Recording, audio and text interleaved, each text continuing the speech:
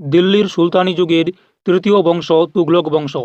এই তুগলক বংশের প্রথম পর্বে বা পার্ট ওয়ানে তুগলক বংশের প্রতিষ্ঠাতা গিয়াসউদ্দিন তুগলক সম্পর্কে আলোচনা এবং বেশ কিছু কোয়েশ্চেন অ্যান্সার আমরা এর আগের ভিডিওটিতে করেছি।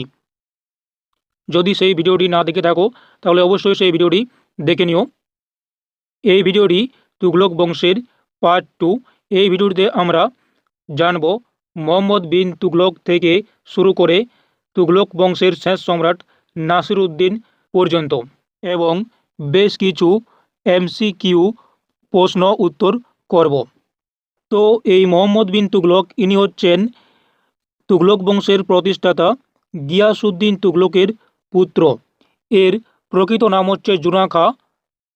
তিনি দিল্লির সিংহাসনে বসার পর মোহাম্মদ বিন তুগলক নাম ধারণ করেন এবং দিল্লি থেকে দাক্ষিণাত্যে দেবগিরিতে রাজধানী স্থানান্তর করেন এবং তার নাম দেন দৌলতাবাদ, যেটা তিনি করেন 1327 সালে বা খ্রিস্টাব্দে। তাহলে দিল্লি থেকে দৌলতাবাদে কে রাজধানী স্থানান্তর করেন? অ্যান্সার মোহাম্মদ বিন তুগলক। এবং ইনি হচ্ছেন দিল্লির সুলতানদের মধ্যে সর্বপ্রথম সুলতান যিনি ধর্মনিরপেক্ষ শাসন ব্যবস্থা প্রবর্তনে প্রয়াসী হন। এর সময় মরক্কোর পরিব্রাজক ইবন বতুতা দিল্লিতে আসেন এবং তিনি একটা বই লেখেন যার নাম হচ্ছে কিতাব উল রাহেলা, যেটা লিখছেন মরক্কোর পরিব্রাজক ইবন বতুতা। এই মোহাম্মদ বিন তুগলককে পাগলা রাজা বা বিকৃত মস্তিষ্ক বলে অভিহিত করেন ইংরেজ ঐতিহাসিক এলফিন এস্টন। তো এরপর আমরা এমসিকিউ প্রশ্নগুলির উত্তর করব। তো প্রথম প্রশ্ন, কোন সুলতান রাজধানী দিল্লি থেকে দৌলতাবাদ স্থানান্তর করেছিলেন? তো এর answer option C, Mohammad bin Tughlaq, যিনি 1327 খ্রিস্টাব্দে দিল্লি থেকে দৌলতাবাদে রাজধানী স্থানান্তর করেন। নেক্সট, মোহাম্মদ বিন তুগলকের রাজধানী স্থানান্তর পরিকল্পনা ব্যর্থ হয় কেন? অ্যান্সার অপশন বি, জনদুর্ভোগ। কোন সুলতান তাম্র মুদ্রা চালু করেন? মোহাম্মদ বিন তুগলক, ইনি তাম্র মুদ্রা চালু করেন। মোহাম্মদ বিন তুগলকের মুদ্রানীতি ব্যর্থ হয় কারণ? অ্যান্সার অপশন বি, নকল মুদ্রার বিস্তার। মোহাম্মদ বিন তুগলক কোন বিদ্রোহের সম্মুখীন হন? দাক্ষিণাত্য বিদ্রোহের সম্মুখীন হন মোহাম্মদ বিন তুগলক। মোহাম্মদ বিন তুগলকের পরিচিতি কী ছিল? অ্যান্সার অপশন সি, জ্ঞানী ও বিচিত্র মনোভাবের। তাহলে এই মোহাম্মদ বিন তুগলক ছিলেন জ্ঞানী ও বিচিত্র মনোভাবের ব্যক্তি। হি ওয়াজ এ মিক্সচার অফ অফসাইডস বলা হয় কাকে? অ্যান্সার অপশন সি, মোহাম্মদ বিন তুগলককে। এই মোহাম্মদ বিন তুগলকের সময়কাল ছিল 1325 থেকে 1351 খ্রিস্টাব্দ পর্যন্ত। মোহাম্মদ বিন তুগলকের প্রকৃত নাম কী ছিল? অ্যান্সার অপশন এ, উলুগ খান বা জুনা খাঁ। মোহাম্মদ বিন তুগলকের প্রকৃত নাম উলুগ খাঁ বা জুনা খাঁ। মোহাম্মদ বিন তুগলকের শাসনকাল কত সাল পর্যন্ত ছিল? অ্যান্সার অপশন এ, 1325 থেকে 1351 খ্রিস্টাব্দ পর্যন্ত সময়কাল ছিল মোহাম্মদ বিন তুগলকের শাসনকাল।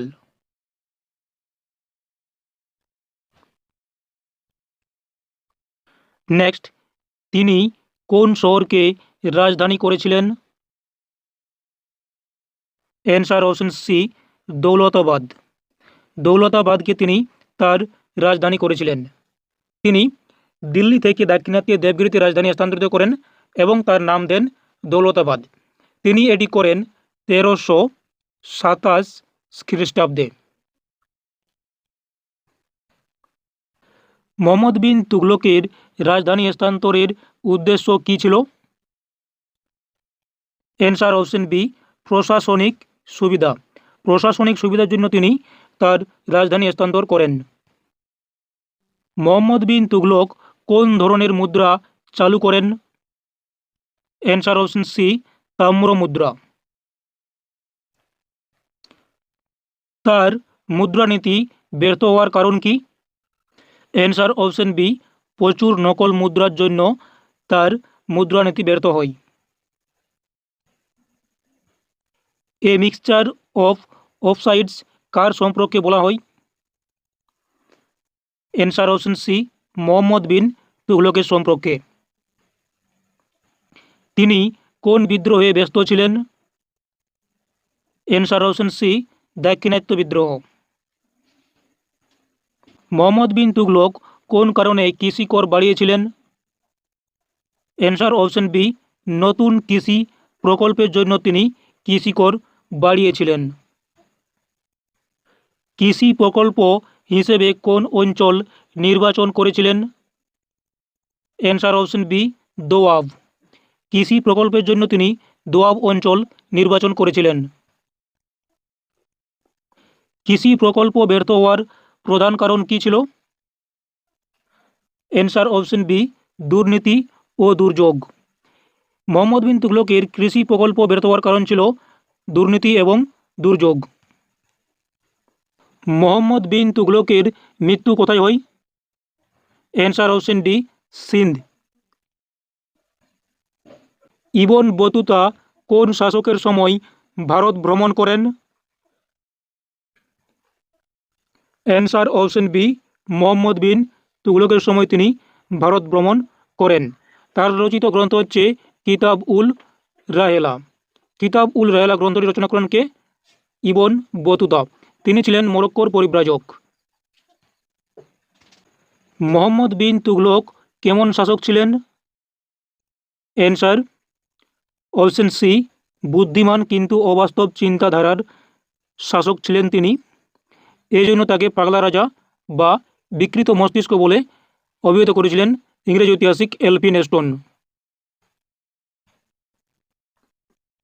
তিনি অর্থাৎ মোহাম্মদ বিন তুগলক কাকে মরক্কোর রাষ্ট্রদূত হিসেবে নিযুক্ত করেছিলেন?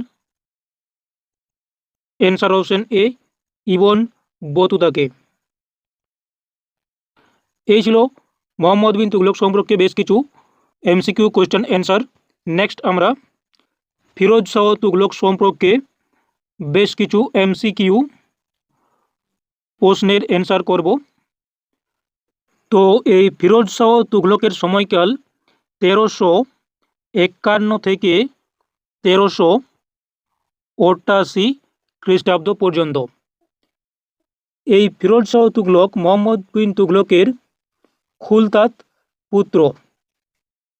ইনি 46 বছর বয়সে সিংহাসনে বসেন এবং আলাউদ্দিন খলজির প্রচলিত যে প্রথা দাগ ও হুলিয়া প্রথা সেটা তিনি তুলে দেন। এছাড়াও মোহাম্মদ বিন তুগলকের আমলে 24 প্রকার অবৈধ কর তিনি বাতিল করেন। দরিদ্রদের চিকিৎসার জন্য দার উল সাফা নামে একটি দাতব্য চিকিৎসালয় প্রতিষ্ঠা করেন এই ফিরোজ শাহ তুগলক। ফিরোজ শাহ সম্পর্কে আমরা বেশ কিছু গুরুত্বপূর্ণ এমসিকিউ প্রশ্নের অ্যান্সার করব। তো প্রথম প্রশ্ন রয়েছে, ফিরোজ শাহ তুগলক কোন কর হিন্দুদের উপর চাপান? অ্যান্সার অপশন বি, জিজিয়া কর। এটা তিনি হিন্দুদের উপর চাপান। নেক্সট, ফুতুহাত-ই ফিরোজ শাহী কার রচিত? Answer option B, Firoz Shah তুগলকের রচিত হচ্ছে ফুতুহাত-ই ফিরোজ শাহী। ফিরোজ শাহ তুগলক কোন প্রাচীন স্তম্ভ দিল্লিতে আনেন? অ্যান্সার অপশন বি, অশোক স্তম্ভ। তাহলে অশোক স্তম্ভ কে দিল্লিতে আনেন? অ্যান্সার ফিরোজ শাহ তুগলক। এই ফিরোজ শাহ তুগলককে আবার এই সুলতানি যুগের আকবর বলেও অভিহিত করা হয়। তাহলে সুলতানি যুগের আকবর কাকে বলা হয়? ফিরোজ শাহ তুগলককে। তিনি দেওয়ানি, খোরাত, দারুল সাফা নামে বিভিন্ন বিভাগ প্রতিষ্ঠা করেছিলেন। যেমন দেওয়ানি খোরাত, এটি হচ্ছে দরিদ্র মুসলিম কন্যাদের বিবাহ এবং অনাথ ও বিধবাদের ভরণ পোষণের জন্য একটি বিভাগ। এবং দারুল সাফা হচ্ছে দরিদ্রদের চিকিৎসার জন্য দাতব্য চিকিৎসালয়, অর্থাৎ এই যে চিকিৎসালয় সেখানে দরিদ্রদের ফ্রি চিকিৎসা করা হতো। এবং তিনি দিল্লির কাছে 4টি শহর প্রতিষ্ঠা করেন, সেগুলো হচ্ছে ফিরোজাবাদ, হিসার, ফতেহাবাদ ও জৌনপুর।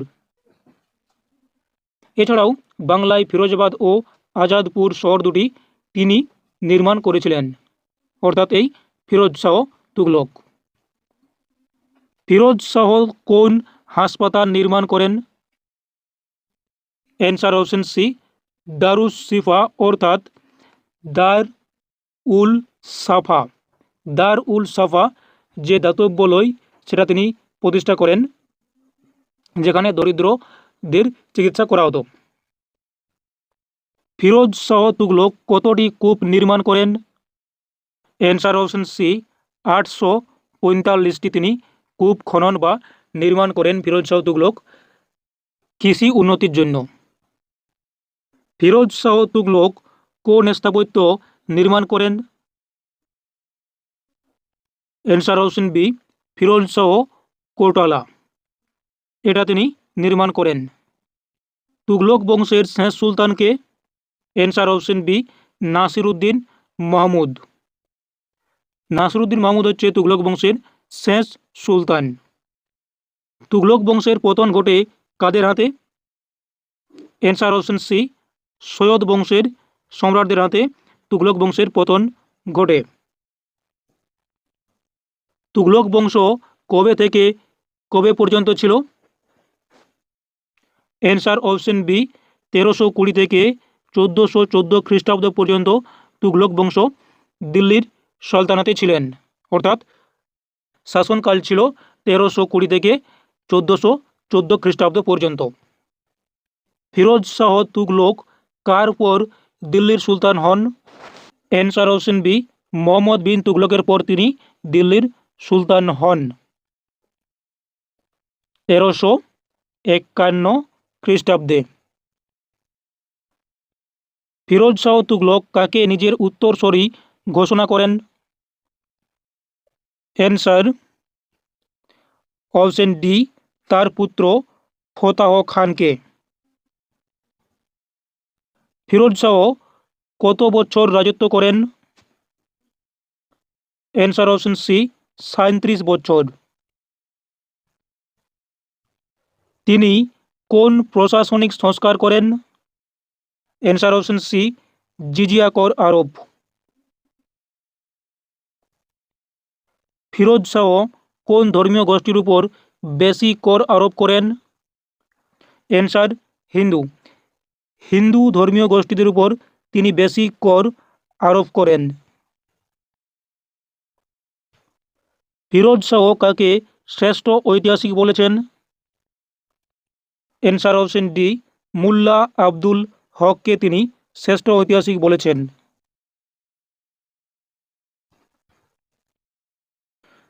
ফিরোজ শাহ তিনি কোন বড় খাল নির্মাণ করেন? অ্যান্সার অপশন এ, ফিরোজ খাল।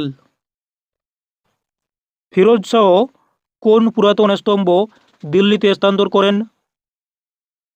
অপশন এ, অশোক স্তম্ভ। ফিরোজ শাহ তুগলক কোন বই লেখেন? অ্যান্সার অপশন বি, ফুতুহাত ই ফিরোজ শাহী, এটা তিনি রচনা করেন। ফিরোজ শাহ তিনি কোন খেলাধুলাকে উৎসাহিত করেন? অপশন সি, শিকার। ফিরোজ শাহ কোন শিক্ষা প্রতিষ্ঠান প্রতিষ্ঠা করেন? অ্যান্সার অপশন এ, মাদ্রাসা ই ফিরোজ শাহ, এই শিক্ষা প্রতিষ্ঠানটা তিনি প্রতিষ্ঠা করেন, মাদ্রাসা ই ফিরোজ শাহ। ফিরোজ শাহ কোন কর মাফ করেন? অ্যান্সার অপশন বি কৃষি কর।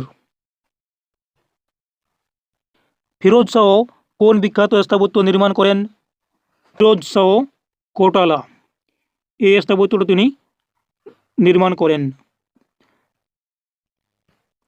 ফিরোজ শাহের আমলে কোন রাজ্য পৃথক হয়ে যায়? অ্যান্সার বাংলা, বাংলার স্বাধীনতা। ফিরোজ শাহ তুগলকের শাসন পদ্ধতি কেমন ছিল? অ্যান্সার অপশন বি সংস্কারমুখী। তো এই ছিল ফিরোজ শাহ তুগলক সম্পর্কে বেশ কিছু এমসিকিউ কোয়েশ্চেন অ্যান্সার। নেক্সট আমরা গিয়াসউদ্দিন আবু বকর সম্পর্কে বেশ কিছু এমসিকিউ প্রশ্নের অ্যান্সার করব। তো এই গিয়াসউদ্দিন আবু বকর এর সময়কাল হচ্ছে 1430 থেকে 1434 সাল পর্যন্ত। প্রথম প্রশ্ন, গিয়াসউদ্দিন আবু বকর ছিলেন, অর্থাৎ গিয়াসউদ্দিন আবু বকর কে ছিলেন? অ্যান্সার অপশন এ ফিরোজ শাহের ছেলে। তাহলে ফিরোজ শাহের ছেলে কে ছিল? গিয়াসউদ্দিন আবু বকর, ইনি ছিলেন। তাহলে এই গিয়াসউদ্দিন আবু বকরের সময়কাল ছিল, অ্যান্সার অপশন বি 1430 থেকে 1434 সাল পর্যন্ত ছিল এর সময়কাল। তিনি কোন বিদ্রোহ দমন করতে ব্যর্থ হন? অ্যান্সার অপশন বি বাংলার বিদ্রোহ। গিয়াসউদ্দিন আবু বকর কিভাবে সিংহাসন হারান?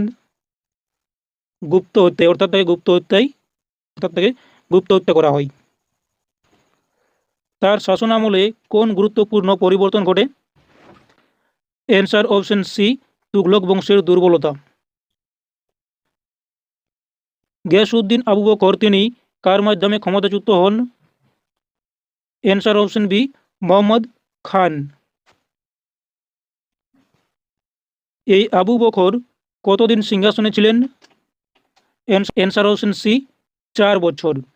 তাহলে গিয়াসউদ্দিন আবু বকর তিনি 4 বছর সিংহাসনে ছিলেন। নেক্সট আমরা এই মোহাম্মদ খান সম্পর্কে এমসিকিউ কোয়েশ্চেন করব। এর সময়কাল হচ্ছে 1434 থেকে 1435। তো এই মোহাম্মদ খান ছিলেন অপশন বি আবু বকরের আত্মীয়।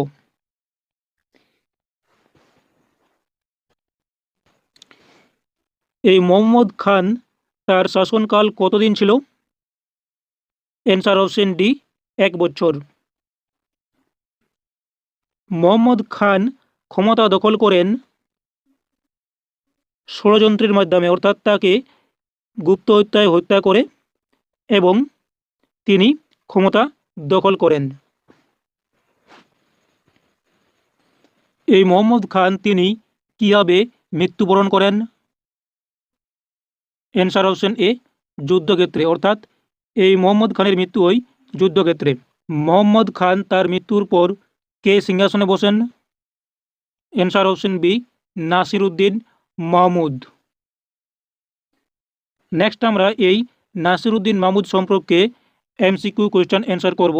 তো এই নাসিরউদ্দিন মাহমুদ হচ্ছে তুগলক বংশের শেষ সুলতান।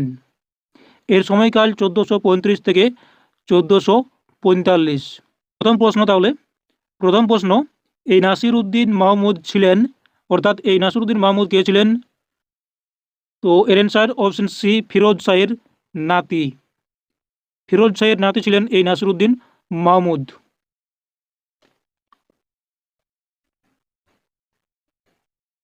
তিনি, অর্থাৎ এই নাসিরউদ্দিন মাহমুদ দিল্লির সুলতান ছিলেন কত বছর? অ্যান্সার অপশন বি 10 বছর। নাসিরউদ্দিন মাহমুদ তিনি কোন নীতিতে অটল ছিলেন? অ্যান্সার অপশন সি শান্তি ও ধর্মীয় সহনশীলতা নীতিতে তিনি অটল ছিলেন। নাসিরউদ্দিন মাহমুদ তার শাসনকালে কোনো আক্রমণ হয়নি, কারণ রাজনৈতিক স্থিতিশীলতার জন্য এই নাসিরউদ্দিন মাহমুদের সময় কোনো আক্রমণ হয়নি। নেক্সট এবং শেষ প্রশ্ন, এই নাসিরউদ্দিন মাহমুদ তার মৃত্যুর মাধ্যমে তুগলক বংশের কী অবস্থা হয়? অর্থাৎ নাসিরুদ্দিন মাহমুদের মৃত্যুর পর তুগলক বংশের কী অবস্থা হয়? অ্যান্সার অপশন বি, সমাপ্তি ঘটে। তাহলে এই নাসিরুদ্দিন মাহমুদে হচ্ছে দিল্লি সুলতানাতের তৃতীয় বংশ, যে তুগলক বংশ, সেই তুগলক বংশের শেষ সম্রাট হচ্ছেন এই নাসিরুদ্দিন মাহমুদ, এবং প্রথম ছিলেন কে? গিয়াসউদ্দিন তুগলক। তো এই ছিল তুগলক বংশ সম্পর্কে বেশ কিছু এমসিকিউ কোয়েশ্চেন অ্যান্সার এবং সংক্ষিপ্ত আলোচনা। নেক্সট আমরা সৌদ বংশ সম্পর্কে আলোচনা এবং এমসিকিউ কোয়েশ্চেন অ্যান্সার করব।